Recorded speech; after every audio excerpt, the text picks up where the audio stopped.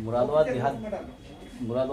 शहर 28 से आपका कांग्रेस की तरफ से आपको प्रत्याशी बनाया गया है, उस पर आप क्या कहना चाहते हैं? देखिए, मैं धन्यवाद अदा करना चाहता हूँ आपके चैनल के माध्यम से अपनी नेता आदरणीय प्रियंका गांधी जी का, कि उन्होंने मुझ पर भरोसा जताते हुए मुरादाबाद नगर विधानसभा 28 से कांग्रेस पार्टी का प्रत्याशी बनाया।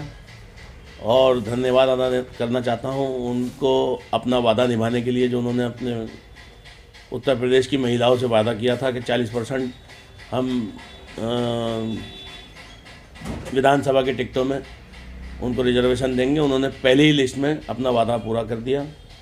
तो अपने मुरादाबाद 28 नगर विधानसभा की माँ और बहनों की तरफ से, उत्तर प्रदेश की समस्त माँ बहनों की तरफ से मैं उनको धन्यवाद देना चाहता हूँ। आप चुनाव लड़ने जा रहे हैं, आपकी क्या प्रायोरिटी रहेगी, क्या मुद्दे रहेंगे इस चुनाव में?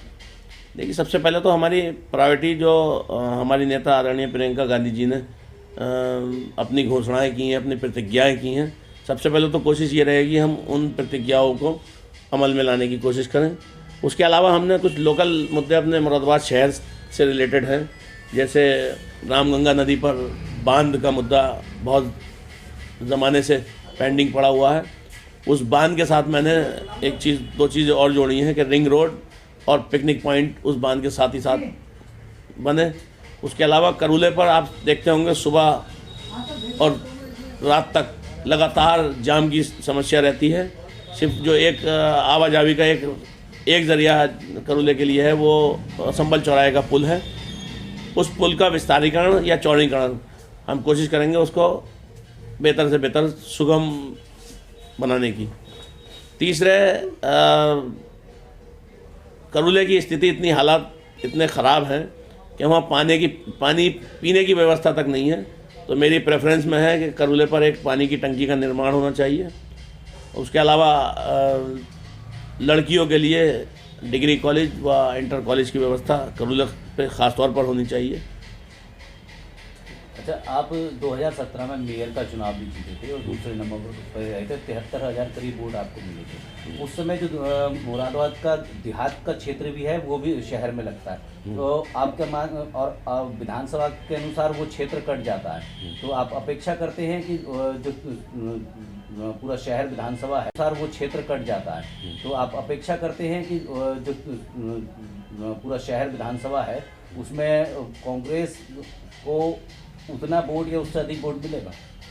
देखिए, मेयर कॉन्स्टिट्यूंसी में लगभग 1.5 सीट आती है विधानसभा की, बल्कि 1.60 समझ लीजिए। 60% देहात सीट का हिस्सा मेयर की सीट में आता है। और मैं आपकी जानकारी के लिए ये बता दूं कि मैं जिस दिन से चुनाव हारा हूं उस दिन से आज तक एक दिन भी घर पर नहीं बैठा हूं। आवाम की खिदमत के लिए, आवाम के मुद्दों के लिए हमेशा से सड़क पर रहा हूँ। इसलिए मैं ये समझता हूँ कि मुझे ज़्यादा परेशानी भी आने वाली नहीं है, क्योंकि मैं लोगों के बीच में हूँ और लोगों के बीच से उठकर आया हूँ और इंशाल्लाह बहुत तादाद में वोटों से इंशाल्लाह जीत दर्ज कराई जाएगी। मीडिया में आपको बयान चल रहा है कि अगर आप जीतते हैं तो मुरादाबाद में स्लेटर हाउस खुलवाएंगे। तो मैंने ऐसा कुछ गलत नहीं कहा। मैं आपकी जानकारी के लिए बता दूं, एनजीटी के आदेशों के अनुसार ये आदेश दिए गए थे। 2012 में सपा की सरकार थी कि एनजीटी ने ये कहा था कि जहाँ जहाँ पुराने बूचड़खाने या स्लैटर हाउस बने हुए हैं उनको ख़त्म कर करके और नए Slater house, modern Slater house बनाए जाएं। मगर उस तत्कालीन सरकार ने उस वक्त के स्लैटर हाउस बंद कर दिए। उसके बाद से लगातार कुरैशी बिरादरी का और मुस्लिम समाज का लगातार पुलिस द्वारा उत्पीड़न किया जा रहा है।